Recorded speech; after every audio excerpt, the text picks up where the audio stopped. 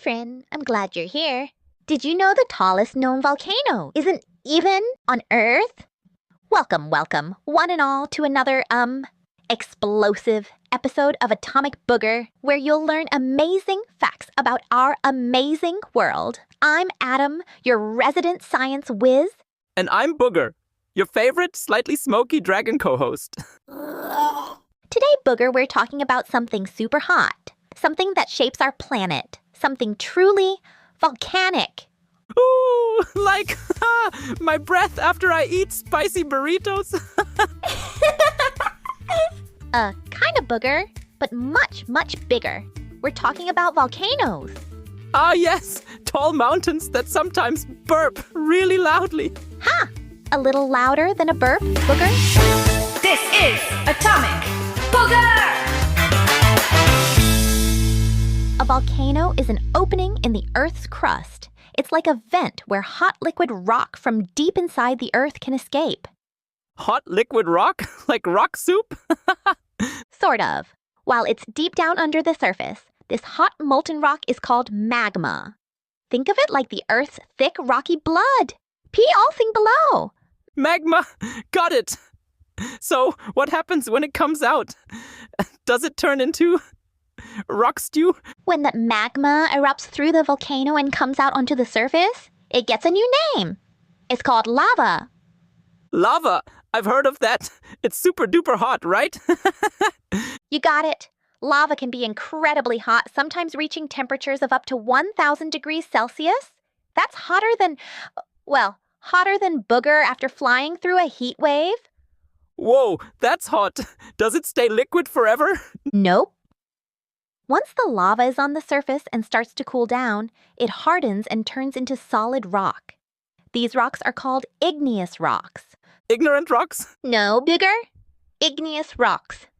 Oh, that's very different.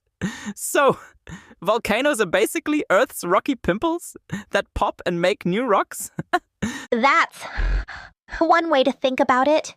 The sources explain that volcanoes are often found where the giant pieces of the Earth's crust, called tectonic plates, meet and move around. It's like a giant puzzle, and where the pieces push together or pull apart, you often find volcanoes. Like when I try to fit my tail into a small cave, things get crowded. Exactly. Sometimes one plate can even slide under another, melting rock and creating magma that rises up. Other times, volcanoes form over super hot spots deep inside the Earth called mantle plumes or hot spots, like under Hawaii. Hawaii, tropical paradise, built by fiery mountains. Cool. Or should I say, hot. Very punny, Booger. Now, you might think all volcanoes look like pointy cones, but the sources tell us they come in different shapes too. Ooh, like different kinds of mountains? Yep. There are cinder cones, which are smaller, maybe around 1,000 feet tall. There are the tall, classic cone-shaped ones called composite volcanoes, or stratovolcanoes, which can be huge mountains built up over many years from layers of lava and ash.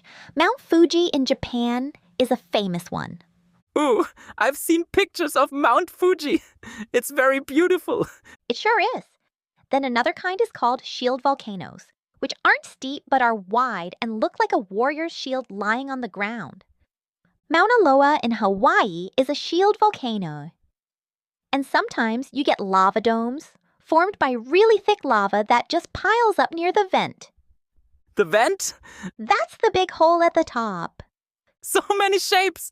It's like Earth's art class. It really is. Now, why do they erupt?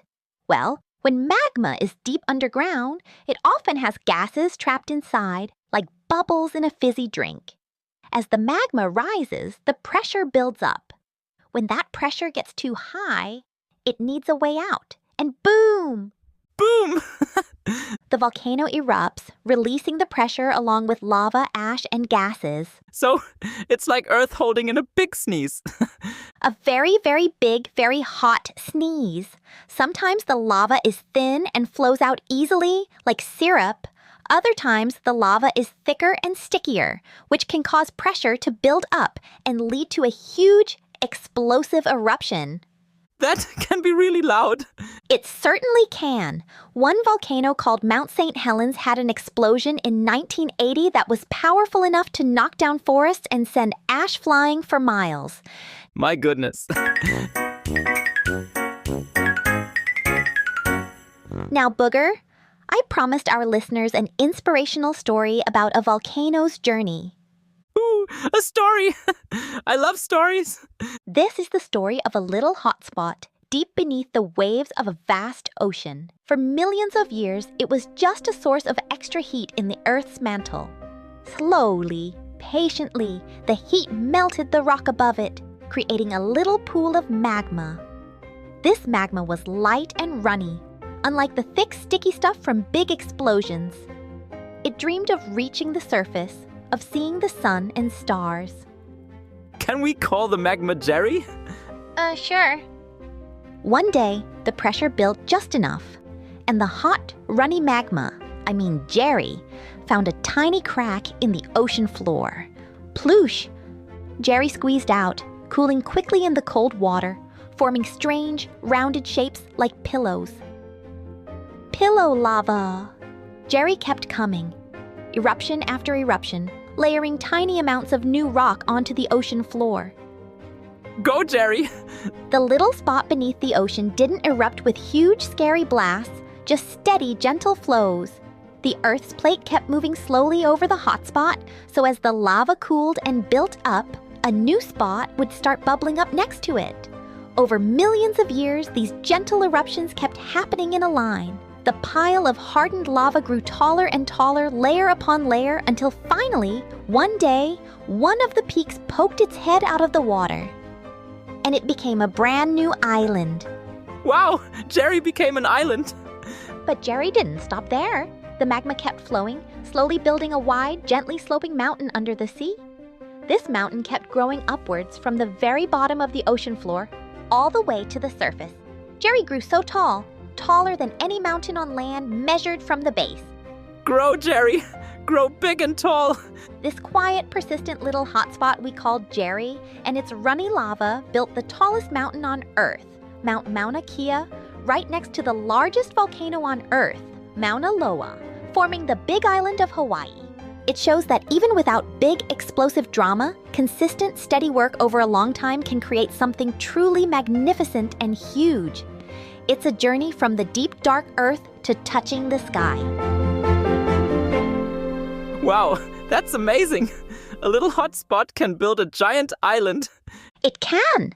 Now, Booger, I think it's time for some volcano jokes. Yes! My favorite part!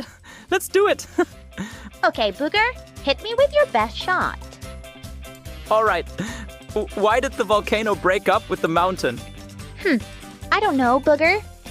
Why? Because she was taking him for granted. Oh, Booger, that's terrible, but fitting, since granite is an igneous rock. Okay, my turn. What do you call a sleeping volcano? Is it dormant? That's right. A dormant volcano is one that hasn't erupted for a long time but could in the future. Good job. Yay! Okay, riddle time. I have a hot temper, a rocky outside, and I wear a smoky hat. What am I? Hot temper, rocky outside, smoky hat. You must be a volcano. You got it. All right, one more. Knock, knock. Who's there? Lava. Lava who? Lava you very much. Booger, that's sweet, but also potentially dangerous if I was actually near you and flowing lava. True. Jokes aside, volcanoes are seriously cool and hot, but they also have some amazing and sometimes strange facts. Did you know the tallest known volcano in our solar system isn't on Earth? No way. Where is it? It's on another planet. On Mars, it's called Olympus Mons, and it's absolutely gigantic. Way bigger than anything on Earth. Whoa, a giant volcano on Mars. Can I fly there and see it? Maybe someday. Another wild fact. The object with the most volcanic activity in our solar system is Io, one of Jupiter's moons. Its surface is constantly changing because of all the eruptions. Another whole planet again? Jupiter's moon? Wow! Our solar system is busy. It really is. Back on Earth, there's a huge area around the Pacific Ocean called the Pacific Ring of Fire. It's where most volcanoes and earthquakes happen because of all the tectonic plate movement there. Ring of Fire! Sounds like a cool club. I ought to know, being a dragon and all. It's more of a geological hotspot. And did you know some volcanoes are actually under the ocean or under ice caps? Like in Iceland. Under the ocean? Yes. Are they mermaid volcanoes? Mermaids? Maybe. And remember how we talked about rocks? There's a special volcanic rock called pumice that's so light and full of bubbles, it can actually float in water. No way! Floaty rocks! That's magic! Science magic. Pumice is formed during explosive eruptions.